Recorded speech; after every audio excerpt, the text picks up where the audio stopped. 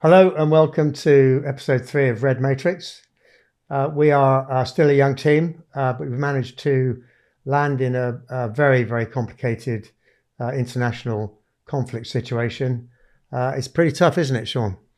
It is very tough. I think this has been an interesting week from my perspective because I've had a massive time with Sky and also a massive time just this morning with Talk TV. And actually, the shift has been away from the actual fighting on the ground. The interest has been around the political moves to try to just draw everything to an end. The growing worry, not only in Ukraine, but most certainly in Israel. And I think that's been a real shift of sentiment over the last week. I mean, you're a broadcaster, I'm largely a consumer, and I found it incredibly difficult emotionally. I get tugged very quickly to one side of the line or the other, and there does appear to be, two sides. I think certainly one of the concerns that crops up regularly is such a sensitive subject that you're either, and when we're talking about Israel, you're either for one side or you're against them. And that is incredibly polarizing and difficult. And whereas actually, I think most people now are starting to shift towards what's right for humanity. And I don't mean that in a tree hugging sense. I mean, genuinely, how many families, how many women and children can want this fighting to endure? And how do you find a way to get the egos and bash heads together to try and find some solution? Easier said than done. I get it, but we'll get into a little bit of that, I think, today. Okay, well, we'll come on to Israel. But should we talk about Ukraine first? Sounds good. We left it last week acknowledging that it really had completely lost focus in the news. A lot of people I've spoken to this week who know what we're up to are still asking me, what's happening? Ukraine is still not in the news. What on earth is going on? So what is happening? It's an interesting weather. It's a bit like a weather vane, I think, in the media. I attracted a little bit of criticism this week because I'd said that the media wasn't covering Ukraine at all. But actually, on the digital platforms, it is, and I think certainly a shout out to Sky digital platforms. They're doing a great job, as are a number of other people. But what is interesting is that there is a lot actually going on the ground. There's still loads of people dying on the ground, lots of civilians, a huge number of soldiers dying. But of course, what's changed in Ukraine is the rains have now come in. It is a quagmire out there. The fighting is static, but it is absolutely continuing. It's unrelenting, and particularly the Russian side are taking huge casualties. And interestingly, on the 3rd of November, just about a week ago, Russia conducted its biggest series of attacks using drones and rockets against Ukraine ever. Full stop. It was the biggest 24 hours of attacks. So 118 different Ukrainian cities and towns were attacked over a 24-hour period. And we never saw that in the news at all. No, and that's a good example. 10 of the 27 regions in Ukraine were targeted. Avdiivka, which we talked about briefly, the battle for Bakhmut, it's virtually been flattened at the moment. I think what's the other interesting point that came out of the week was President Zelensky hosted Ursula von der Leyen, who's the EU president, hosted her in Kyiv. And of course, ostensibly that was about Ukraine looking for its ascension to the EU, joining the EU. And it's going to take a while because it doesn't yet meet all the requirements. But inevitably, in the margins of that, there were big conversations about, how's this flow of weapons? Is it going to continue flowing? What are the priorities? What's the impact going to be of the Israel conflict along the way? And that concern has been writ large across some of Zelensky's podcast, some of his interviews, etc., because Israel is absolutely dominating at the moment global news and America's flow of weapons. Well, I think you mentioned last week a couple of things. One is that there was a hint that some weapons had been diverted from the destination to Ukraine to Israel or wherever. And the other thing is that Russia had found, a gift of weapons from a friendly source, quite a lot, although quite a lot in numbers terms, it actually runs out quite quickly. Aren't Russia concerned about consumption of weapons and artillery? Yeah, it's what I find fascinating is that Ukraine is drawing weapons from a load of Western countries. Russia, where's it getting its weapons from? Now, it had huge stockpiles, but as we said last week, North Korea, but actually get more and more information is coming out of that. Apparently, Russia's received 10 shipments of weapons from North Korea since August this year. That includes tank ammunition, anti-tank missiles, rocket launchers. It wasn't just artillery rounds. It was a whole load of other weapons. And for me, the interesting question is, what's North Korea getting in return? Now, it's easy to say hard currency because they are desperately poor and need hard currency just to feed their people. But actually, when you look into it, for example, North Korea wants to have a military satellite up. It's tried twice to launch one, and they've both been abortive, but Russia can help with that. North Korea is trying to develop its own nuclear weapons program. There's talk that Russia helping with that. North Korea wants to establish its own fighter jets, and it's talking about buying fighter jets off Russia and air defense systems as well. And you think that is a real concern, that the spin-off of Russia desperately need weapons now is going to embolden North Korea, and that starts to change the balance between North Korea, South Korea, and potentially if nuclear weapons get involved as well. The other thing that I think is worth pointing out, Russia has been losing a lot of troops. We talked about that, you mentioned last week. There's been a lot of writing now, even from some of the Russian blogs, saying that they desperately need to mobilize more people in Russia. Into battle, you mean? Yeah, well, just mobilise out of the general population, so sign them up. One of the reasons they won't do that is because President Putin faces his presidential elections in spring next year, and it will be deeply unpopular with Russian society, because if you have to mobilise more, you have to explain what's happened to the guys you've already mobilised. Why isn't that enough? Well, it's very difficult to explain that a lot of them have died, and whilst it may not be completely democratic in Russia, President Putin does not want to trigger any sort of rebellion against him. So, really interesting dynamics going on at the moment. Yeah. I mean, so far, he appears to have been fairly insulated from that, almost maybe unique in the world. 300,000 casualties, 100,000 deaths within that. Has that done anything negative for him back home at the moment? Who's to say? Although, as you mentioned last week, once those people start coming home, with terrible injuries, that's a really bad thing in terms of the optics. But it's still a lot of people, and it's going to get worse.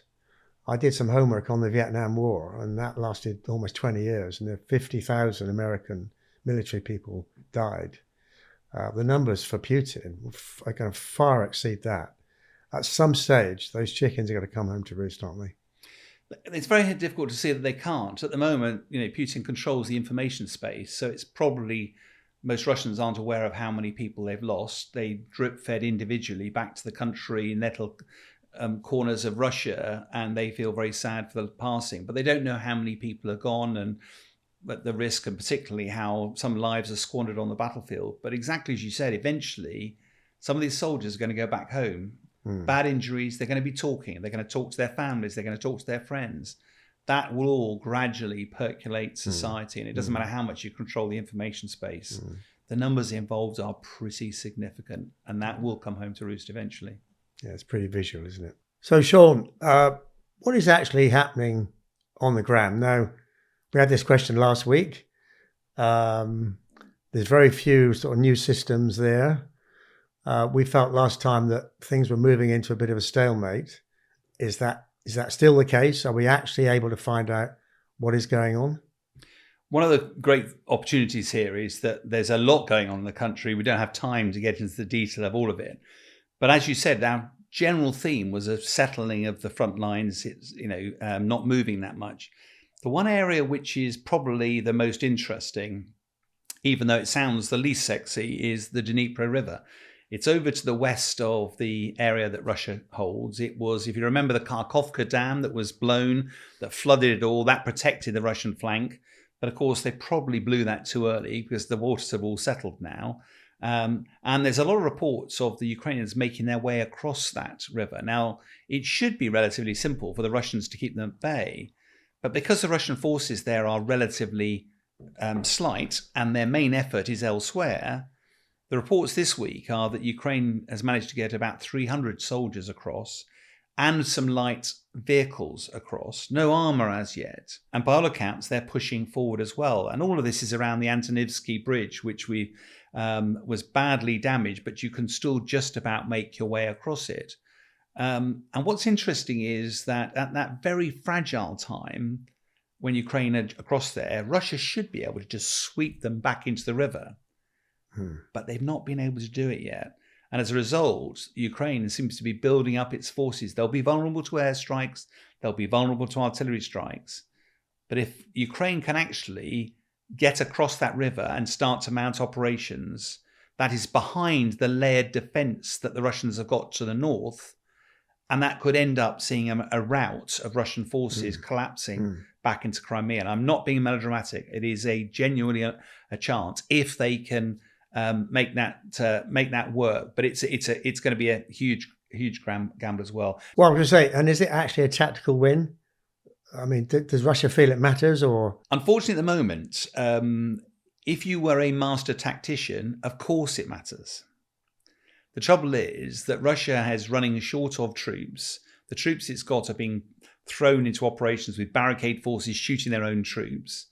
They're dug in against Ukrainian forces that are whittling them down. They're not about to move around the battlefield. So they are where they are in a way. And therefore, that's why it creates an opportunity, particularly in this wet, miserable winter before it freezes over. It's a horrible environment for soldiers. They're constantly wet, they're constantly muddy, and they're constantly cold. So if the Ukrainians can keep themselves warm and can make progress, lots of ifs, but it could be quite significant. The other thing that's caught my eye this week is that, that the Ukrainians have been targeting some of the Russian Navy. Well, they've managed to target another Caliber missile corvette that was being built, nearly finished. And apparently they've done that enough damage that it's not going to go to sea in the foreseeable future. We've got a picture, I think, which we'll put out as well. But it just shows how the Ukrainians keep hammering away, and particularly at the Russian Navy. So Ukraine doesn't have a navy. Does that matter? I mean, I can see why they go after the corvette of Russia. Well, the Navy issue is quite funny because the Ukrainians did have a Navy, but they would be dominated by the Russians. So they scuttled their main ships and the rest put to sea, and so that Russia couldn't use them. But inevitably, so Russia should be dominating the whole of the Black Sea.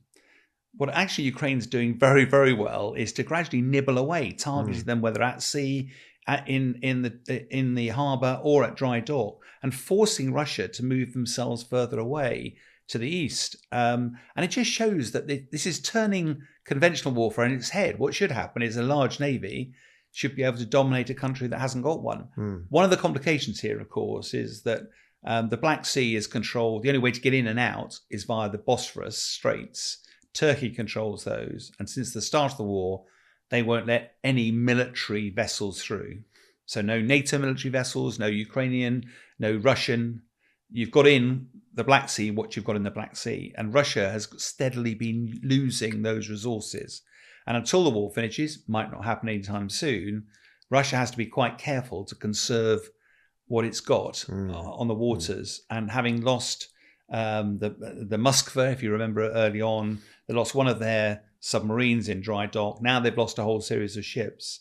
It just shows how a minnow of a nation, when it comes to navy, can still have a profoundly large impact on what is one of the world's largest navies. And the shipping lanes for Russia is mostly supply at the moment? They tend to be using, because the Kerch Road Bridge, which is that umbilical that links Crimea to the mainland, because of repairs and because it's quite vulnerable, they're not planning to move any heavy trucks and stuff like that across. So the Russians are still using shipping for a lot of their logistics support.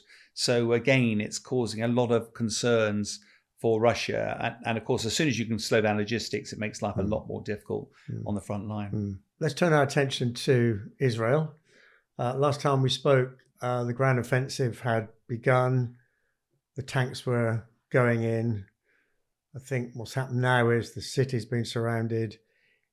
But for anybody trying to work out still what is happening out there is really difficult. We've got this horrendous situation with civilian casualties. On the other side, we've got a maze of what sounds like very, very dark tunnels presumably with hostages scattered all over the place, how can we actually work out what's going on and where the advantage may lay at the moment? Well, yeah, where do you start? I think, first of all, there isn't really a military solution to this, but let's get us up to date where we are. I guess the main news is that unlike last week, where the Israelis were just going across the border into Gaza, now they've encircled the city and they've now started actually going into the city itself. The airstrikes continue to pound away, sort of 450 airstrikes a day, which is a phenomenal number. The Israeli Defense Forces are claiming that they keep finding new targets for Hamas, but there's a lot of bombs being dropped, and it's quite difficult to see how that bombing campaign can be as surgical given the damage that's been caused. But it is interesting noting that in big handfuls now, when the Israelis were going into the outer parts of Gaza, it's semi-rural. There's lots of fields, there's lots of small settlements around Gaza City. That favors the Israelis' military dominance. You can use tanks, you can use satellites, you can use drones, you can use air power, all the conventional methods. And so they've swept through that relatively swiftly. And though Hamas, were still popping out of tunnels, doing hit and run targets, but ultimately they were always going to end up falling back. They did claim this week that they've taken out 4 Israeli infantry fighting vehicles and a tank, but I have to say that none of that was verified, and given the scale of the Israeli forces, that's not going to change the metric at all around success. But I think the challenges they'll face are threefold really for the Israelis, one of which you highlighted it, the Gaza metro, this network of tunnels underground. The Israelis don't know where they are. They will be mined, they will have booby traps in them. They will be defended by the Hamas fighters. There's probably loads of the hostages down there as well. So how do you actually go in if you're an Israeli defense force person? And also you don't know, you think you've secured some ground. Suddenly the fighters pop up and start attacking you again. So that's going to be a really difficult one. The second one that's going to be difficult for the Israelis is most of Hamas do not wear military uniforms. So you're now in the middle of Gaza, and you see half a dozen people, 20 people. Are they civilians or are they Hamas? And arguably they're civilians until they pick up a gun when they suddenly become Hamas. But that's going to be really difficult, and it's going to be so edgy. I wouldn't be at all surprised if the Israelis will be pulling a trigger first and asking questions later. That is the way of things in that. And the third issue is, what does good look like? What does success look like? What comes next? Israel will eventually get into the center of Gaza City. They'll have claimed they've killed all of Hamas, but will they have found all the tunnels? Will Hamas not have just fled south? And loads of Hamas undoubtedly are in southern Gaza now. They've Prime Minister Netanyahu was stating that the Israelis might be responsible for the security environment in the near future. What does that look like? They probably don't want to run Gaza. So is there some sort of security detail that's going to stay there? And if you look at the devastation, that Gaza was not a wealthy zone before this. 50% unemployment, quality of life going downhill fast. Now, vast areas have been leveled. What is the plan? And it's really difficult to see if there's any plan. And of course, Hamas is going to be waiting in the south. They will never obliterate Hamas through military means. I mean, it's hard to see what victory actually means, irrespective of can it be achieved. Well, if I was a military commander facing your Netanyahu and I'm your military commander, I'm going, what is my aim? What's my objective? Obliterate Hamas. It's a great soundbite, but that can't easily be translated into a military task because you can't destroy an ideology. And ultimately, given the devastation that's been wreaked on Gaza and particularly Gaza City, the young Palestinians that are there that now see these Hamas fighters die and see parents die, buildings die, communities die, that's going to be a very intense recruiting ground for the next generation of Hamas fighters. And is there any historical doctrine that people can point to and say, well, actually, in this situation, this is what you do on balance, because that delivers results, as we've seen before. Unfortunately not. And the danger is there's a lot of commentators that are walking around with, here's the answer, here's what we should be doing. There's a lot of minds, a lot smarter than you and I, who've been wrestling with this ever since the formation of Israel and have struggled to find it. I think what's pretty obvious, though, is that what the fighting does is it polarizes people. It creates visceral hatred and erodes trust. And that is not the answer, because you won't win. No side will win with that. The danger is to get people around a table and talk with their egos left outside, with a cause of humanity in the middle of the table, rather than Jewish, Hamas, Arab. Leave some of that behind and let's put humanity on the table. In a way, that's like we live in this country. None of us are defined by our religion in this country. You're defined by your values. And if you've got the national values, then we live in relative peace in this country. And yet, even in the UK here, we can see that what's happened, it's become very divisive. And there is a line with two sides to it. There is, but I do think, again, the media's got something to blame here. I mean, some of the media portrayed the marches in London as being, driven by hatred. And there's some political rhetoric around that. I know a lot of people who are actually involved in those marches who said they weren't just for Arabs, they weren't Jews, they were actually there marching for humanity. They were saying that what's happening to the Palestinians isn't right.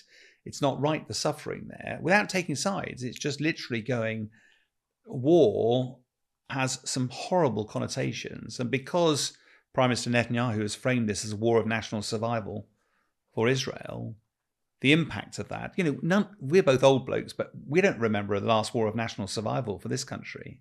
It's over 75 years ago. And that's when the lines between military and civilian get blurred. And actually, your campaign is about winning at all costs. Yes, there's still a lot of armed conflict, but it's guidance rather than firm. And Prime Minister Netanyahu is framed it as a war of national survival, and therefore he is going hard and heavy because of that. And I think, in this country, I'm not sure it's polarized communities. I think what it's done is just gone, fighting isn't right. It's not the solution. And we're seeing some horrendous humanitarian issues here. And a lovely interview that was done about a week ago. I can't remember his surname, but one of the senior officials who does lots of humanitarian work around the world. And he said the tragedy here is that the number of people who have been killed by military action will very quickly be dwarfed by the number of people who get killed because of illness, diseases, the implications of not having running water, food, sanitation, proper healthcare. People will die of things that they shouldn't die of. And those numbers will quickly spiral out of control. And that's the tragedy of these sorts of conflicts. Yeah, very sad. So, Sean, people here in England are worried about a couple of things. One is horrendous loss of life. Secondly, people are worried about it, arriving on our shores, crossing the English Channel in some way. We talked last week about this situation escalating in some way. There's Hezbollah, is there a risk there, and who are they? Yeah, there's not a lot known, is there? I think in general, we don't talk about Hezbollah very much. And this isn't the time for a history lesson, but Hezbollah was just a militia, really, that was funded by Iran, which also funds Hamas. So there's a link, but they're different sides of a religious divide. But they're based in Lebanon. Lebanon, they also have a political arm, but they're not the dominant party there. And it's worth remembering Lebanon has suffered very badly in some of the wars that Hezbollah's got them involved in, because Israel doesn't just fight Hezbollah, it also fights Lebanon. So Lebanon doesn't now want to get dragged into a war. So you've got an interesting dynamic here. The Hezbollah, 20,000 fighters, their leader, Hassan Nasrallah, has been credited with moving them from a militia to actually being a much more conventional military force, 20,000 soldiers, tens of thousands of people that they can draw upon, and 150,000 rockets and drones, some of which can reach southern Israel. So they are a force to be reckoned with. But if you put yourself in their shoes now, they're fine to be sort of augmenting. Hamas is throwing rockets around. They do the same, bit of tit for tat. But if Hezbollah was actually to get involved and declare war, that would open a two-front war for Israel. And that's been the big concern. And this week, Hassan Nasrallah, the head of Hezbollah, made a speech, and we're all hanging on our tenterhooks because we weren't sure whether this would be a declaration of war or something else. In fact, his speech could not have been more measured. He said that Hamas had conducted the events on the 7th of October without Hezbollah's knowledge. Now, whether that's true or not is another matter, but he distanced himself from that. He did say that escalation was still a possibility, but if you look at it through the cold lens of harsh fact, is that Lebanon probably doesn't want to get them involved. And although Hezbollah doesn't mind being an irritant to Israel, and Iran probably wants Hezbollah to hurt Israel, if they were to declare war, Israel is the dominant military force in the region. Yes, they're fighting Hamas, but Hamas is largely a counterinsurgency. 20,000 soldiers sounds like a lot, but let's put it in context. Israel's just mobilized 350,000 soldiers. So Hezbollah represents 5% of the size of the Israeli Defense Forces, and it hasn't got a fraction of its kit and equipment. So it would not be a match for Israel if it was to pick a fight with Israel. And now is not the time for Hezbollah to lose all its military might. So I've no doubt that Iran is still pushing for them to get involved. But one of the reasons why the US have put 2 carrier groups into the Mediterranean, I don't think I've ever seen 2 carrier groups in the Mediterranean. It must be full. And they put a nuclear submarine into the region as well. All of that is a massive deterrent for any of the big states like Iran to actually start to get involved, because the Americans have made very clear that they won't tolerate that. So if we can come to what I think is one of the most difficult things in conflict like this, which is where innocent people get killed by accident or deliberately. And by all accounts, an ambulance convoy was attacked, not once but twice. How do we dissect that situation and find out actually what was going on? It's very difficult, isn't it? But that was used as an example in the world's media as some of the harsh realities of the war that's going on. In context, the IDF didn't deny that they targeted this ambulance convoy, not only at the gates of Al-Shifa Hospital, one of the biggest hospital facilities in Gaza, but also a mile and a half down the road. Now, the IDF claims that these ambulances were being used to ferry Hamas soldiers and their weapons around in the front line, whereas Hamas immediately turned around and said no, they were transporting injured people for treatment across in Egypt. And now the reality is, if there had been Hamas soldiers in those ambulances but they had been injured, they're protected under the Geneva Convention, the law of armed conflict. Every military force is allowed to look after its soldiers. But if Hamas was using those ambulances to transport people around because they were offered a degree of security and safety, then they don't have any safety. And there's been a bit of discussion about some of the hospitals, potentially Hamas hiding in the tunnels below. Now, the harsh reality here is both sides are trying to use the media to their advantage, and the truth gets lost. It's the first casualty of war, isn't it? If you remember, there was a hospital, I'm just looking for the Arab hospital, a couple of weeks ago, where there was an explosion in the car parking lot. The IDF were immediately blamed by Hamas that it was their rockets. There was uproar in the Middle East about it. Subsequently, when we look at the evidence, it looks really unlikely that it was an Israeli rocket, and much more likely that it's one of the Hamas rockets that misfired for all sorts of evidence, not because I'm biased. You look at the objective evidence. But of course, by that stage, nobody really cares. And the problem with this ambulance one is that the Red Crescent, which is part of the International Red Cross, suggested that the attack on the ambulances might well be a war crime. So you think this particular incident will be examined afterwards by the ICC? I wouldn't be at all surprised if it will, but I think the term war crimes is very emotive, and it's emotive because in Ukraine, President Putin has been indicted by the International Criminal Court for war crimes. So it's topical. It's something you can throw at the leaders. The blurring of lines between civilian and military is significant. And if any side is to maintain the moral high ground and look after their wounded, then there can't be any hint that those ambulances are being used for anything else than dealing with the wounded, whatever, whether civilian or military. It doesn't matter. And from a war crime point of view, what you're saying is the answer to that very, very difficult question and emotive one hinges on that particular point. If these are fit fighting soldiers under the cover of an ambulance, it's not. But if these are injured, civilians or military, then it is. And if you can extrapolate, that was probably just for a few people. If you now extrapolate that to the network of tunnels that runs under Gaza City, there was a hatch shown outside one of the hospitals that was an access point to the tunnels. It's not a jump to then work out that if you're Hamas, you're going to have some sanctuary underneath the hospital. And the IDF has claimed that they are storing weapons under there. If that is true, the hospital no longer has protected status under international law. Is that right? And it's a target. Now, common humanity would suggest that it would be very difficult to bomb a hospital, even if you knew there were fighters underneath, because it would be inhumane. But once you're into a war of national survival, we don't have to go back 80 years and look at what the Allies did with atomic weapons, with carpet bombing, attacking cities in Germany and the like. Full war is horrible. It has horrible consequences. Now, the ICC, International Criminal Court, will investigate for war crimes afterwards, and those who are responsible will be held to account.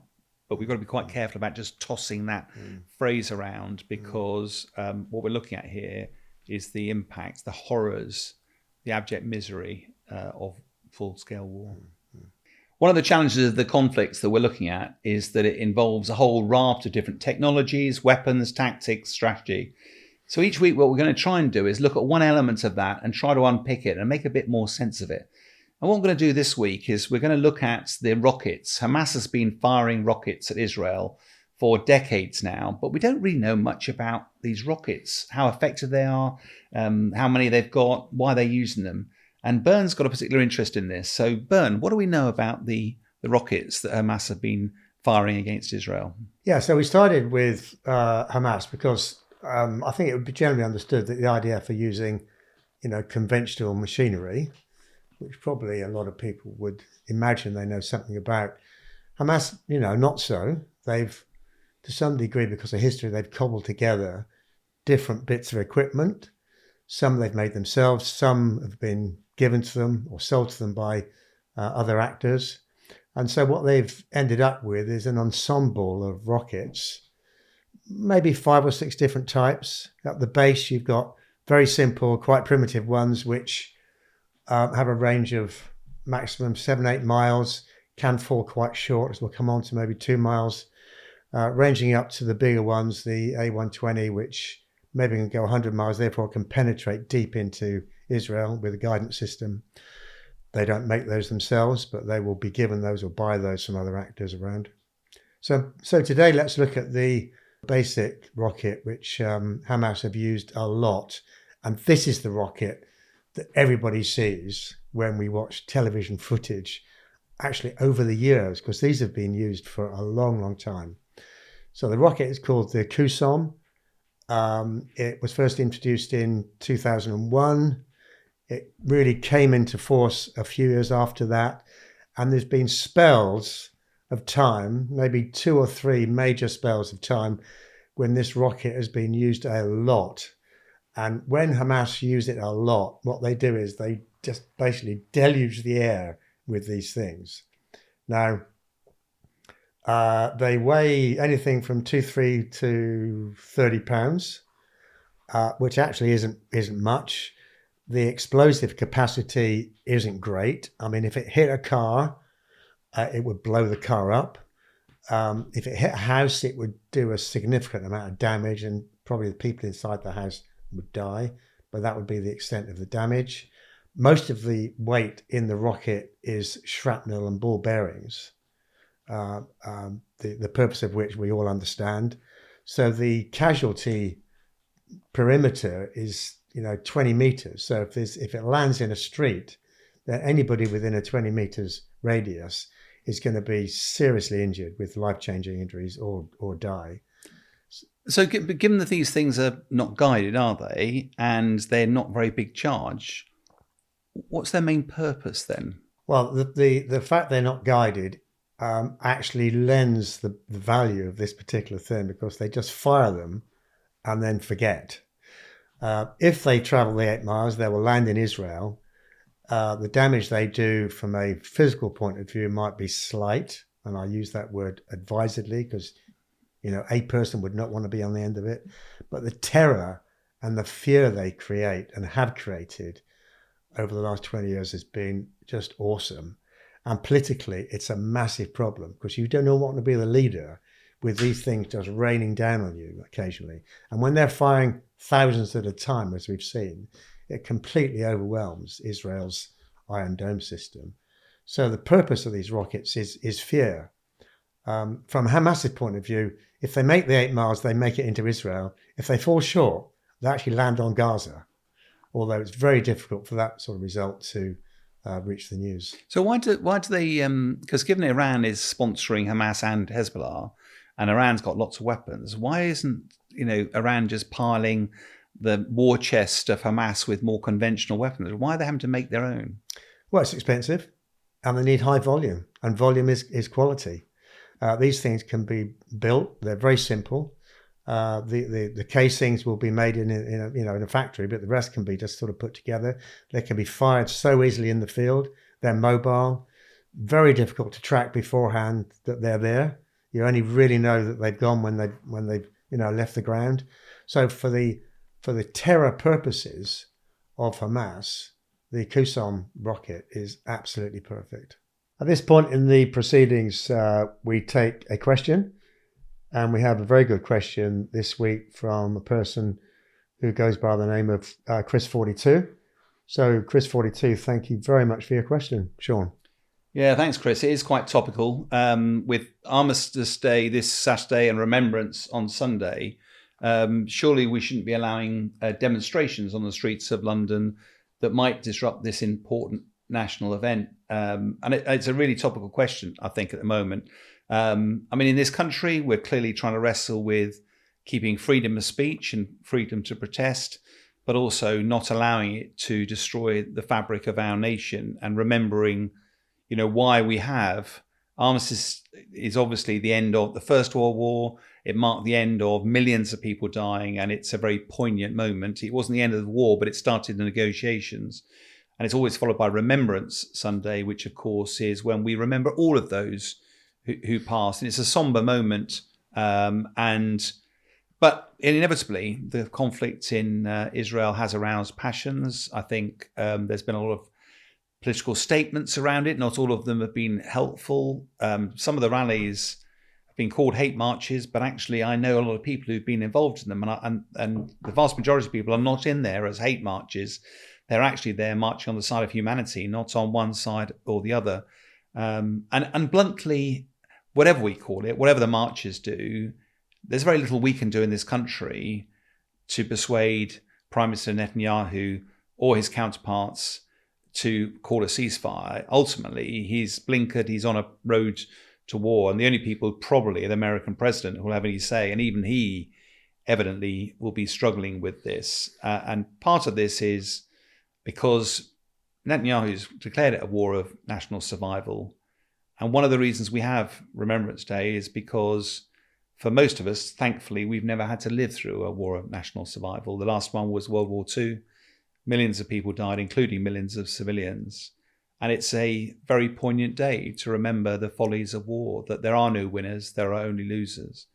And I think for me personally, having been involved in a lot of conflicts over the last 25 years, I've lost several good friends. And also with 2 years of my life, 3 tours in Afghanistan, I saw literally every time I flew back on military aircraft, our young men and women, our brave young soldiers who had lost a limb or two, who had life-changing injuries that were a result of of fighting. And I use now Remembrance. Sometimes I'm involved in parades. Sometimes I'm just having a quiet moment of reflection. But I do think it's something that our nation needs to remember, those brave young men and women who paid the ultimate sacrifice so we can enjoy the freedoms we have today, and respect the fact that our nation is the nation is today because of those sacrifices. And we want to make sure that our nation never forgets their obligation to those who gave their lives.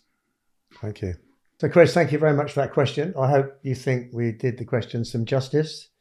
And thank you, everyone, for watching episode 3 this week.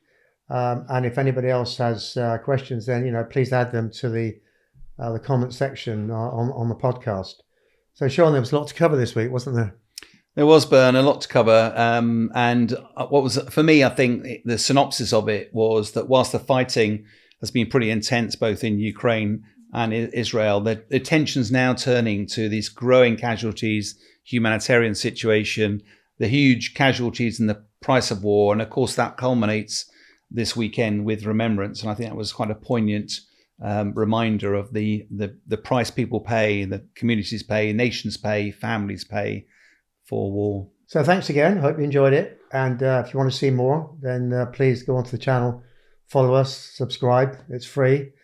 And we look forward to seeing you all next week. Thank you.